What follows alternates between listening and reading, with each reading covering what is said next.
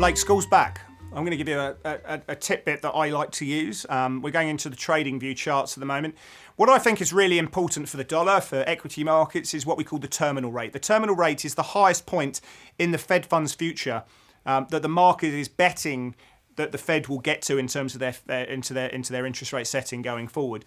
And what I've actually done is I've taken the April contract, which is actually the highest point. It's the highest yield that we have, and the equation that you can go into TradingView is to type in 100 minus ZQJ 2023. So that you can see in the top left there. That is, Fed funds trade at a discount. The price trades at a discount to par. So effectively, you're taking away, and what that will do is give you the yield for that. So this is effectively the interest rate that the Fed will have through this period. That's the situation. So what you're doing in a nutshell, in layman's terms, is if by using that equation, you can see what is the highest point, what is the market expecting at the highest point, and that's the April contract. So we're pricing now that the Fed funds rate will get to 4.38 or nearly 4.4% by April next year. As that's going up, as interest rate expectations are going up for that period, you can see I've overlapped that against dollar yen, and you can see there's a pretty good relationship for it. So as the terminal rate's going up, the dollar's strengthening, equity markets are going down. This is one of the most important charts in macro. It's not about what's being priced necessarily for the September Fed meeting. It's what's being priced at its most at the peak, is what we call the terminal rate. And so that is the chart that I use to do. And you can see the dollar's correlated to it. So if we go up to about 450, the dollar's going higher. So that's what I look at, Blake. Any thoughts on that one? Well, first of all, I think listening here to the trade-off, you learn something new every session, and I'm learning something new from you, Chris. So I appreciate that, and I'm sure if you all are appreciating it, make sure you give us a thumbs up if you're watching us on YouTube, and give Chris a thumbs up for this. And you try to think about how we get to the terminal rate at 4.3%, or maybe even 5.5% if it continues higher.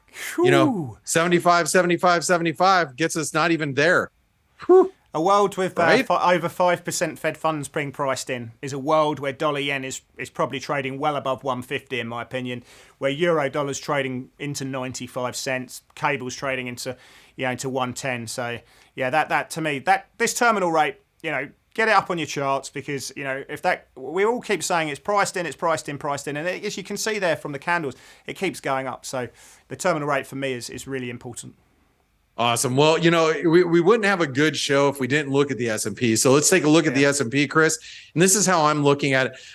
First and foremost, we have a descending channel. You guys know that I've been looking at a head and shoulder pattern. I didn't draw it up on this chart because this is an actual Pepperstone chart.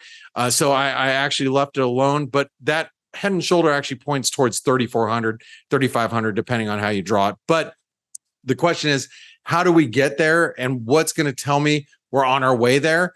Well, we are holding channel resistance. We held the 200-day moving average. If you look at the lows that were posted back in mid-June to the high we had in mid-August, so that 2-month rally that you saw, the 618 or the golden fib level comes in right at 3,900. That is basically the lows that we were probing at last week, but we held. So what I'm going to be looking for is if that trend line, that ascending trend line that connects the lows, and that 618 retracement right around 3,900, we close below that, Chris, I think we are going to see lower levels going into the fall. Now, I'll be looking to play it in two ways. I'm going to be playing it on the short side as far as risk goes, and then I'm going to be looking to play it long towards the lower end of that channel going into the fall. So how do you think, and what do you think of this chart, Chris? Yeah, I mean, I'm looking at the signs of what's going to make it go lower. For me, it's reserves, it's liquidity, and as the Fed balance sheet falls, the reserves on the liability side will fall. It makes a mockery of the fact that markets live in the future when we're so correlated to something that's happening here and now and only comes out once a week, which is the reserves, the balance sheet effect. But if we break this trend support, then I think I know what's going to cause us to go lower. I don't know whenever it's actually going to happen, but if the market starts to warm to that, then I think it will just really increase my conviction that to trade this on the short side for a move down to the June lows. So I think that trend's probably going to get quite a lot of look at. The retracement level that you talked about may get quite a lot to look at. But if this starts going down, post options expiry this week, this Friday, a lot of that gamma will roll off, and that may lead us to a clean structure, and that's usually quite positive.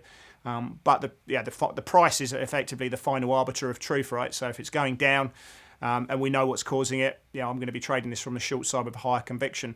Another chart. Let's go to gold, because gold's found something similar. If reserves are coming down from the Fed's balance sheet, generally the dollar's going to be going up. We're probably likely to see real rates moving up, and one that is probably well correlated and will move on the same reasons as the S&P, as the gold market there. You can see we've got a bear flag pretty much in play. Hasn't broken that channel support, but it needs to do so. And then we've got those lows that we've been seeing really since 2021. I mean, if we could take that chart out and have a look at it on a weekly basis, you'd probably see it better. But 1678 is your line in the sand. 1678, 1680 is your line in the sand there. If we break through this bear flag, then obviously that increases sort of the weight of capital and the conviction that we're going lower. If it breaks through that 1678, good night Vienna. We're trading to the bottom end of the channel. It's going to be working on the same thematics as the S&P, in my opinion. So, similar situation. Poor liquidity. Crypto may actually work better to the downside. We'll have to see that one happens. But all the same thematics driving. Liquidity, dollar, real rates. Blake. I first got my securities license, my Series 7, in 1995. First time I sat down at a trading desk was in 1996, November of 96, actually. In my career, Chris, I've always known gold to be an inflation hedge. So I don't know in what world I would never have thought, here we are in 2022, we have inflation running what it's running right now, not only in the US, but globally. And you have gold that looks like we're about ready to break a multi-year low. It's crazy to me, but I don't know what positioning's like in gold, but that is a bearish wedge. And if we crack that 1678 level, good night. I'm with you. That gold's going to be trading down towards the 1500. I think it's going to have a 1500 handle. And I can't believe it. I still look at it and I still scratch my head almost every day that I look at gold. But it is what it is. Inflation expectations are running pretty sideways. Bond yields, nominal bond yields are going up, so real rates are going up quite sharply, and that's just killing off the dollar, killing off the gold market. Everyone's saying gold's a recession hedge. Well, we're probably likely. Maybe it works when we see clear signs that the US is going to go into proper recession. We'll see. But right now, there's an opportunity cost, and for me, the most important thing remains reserves and liquidity, and that's hurting gold at the moment. Yeah. All right. Well, I'm to be frank, I'm surprised we're not trading a little bit lower here as we're filming. Let's go ahead and take a look at now. I'm gonna take you over to wheat, and let me first of all say that I've never traded wheat before, Chris, but I'm doing this for you. I'm doing this for you, and I'm doing this for you and the viewers here at the trade-off. Well, if you're Mr. Yen, Mr. Yen, I'm happy to be coined Mr. Exotic. I'm happy to go there. You could be Mr. Exotic. I like Mr. Exotic. That could be your name. But what I'm looking at is this nice rounded bottom that wheat is formed. And when we start getting towards the resistance, which I would say is around the 200-day moving average, what I start looking at is the daily sentiment index, and that's something that our company subscribes to. I look at it every day, and I see it, and it's only running at 60 tonight. I checked the last reading. It's at 60. It's nowhere near extremes, which means it could actually take off. And when you see a rounded bottom like this, and this accumulation that we're seeing in wheat, that tells me that we're probably getting close to taking off. And I think above 900, then you look for a break at the 200-day moving average, then you might get an accelerated move higher. What do you think about wheat and this rounded bottom that we see here, Chris? Love it. Absolutely love it. And, as I talked about before, we talked about this on Play of the Day. Didn't really work out at the time. The propensity to trend is what you want. But don't fight the trend. Go along for the trend, because when there's trends, as you can see in that move that happened between sort of May and August, these can trend really well. So what you might do is you get a lot of false starts where you're going to get stopped out for hopefully very small losses. But when it goes, you're holding. Adopt a systematic approach.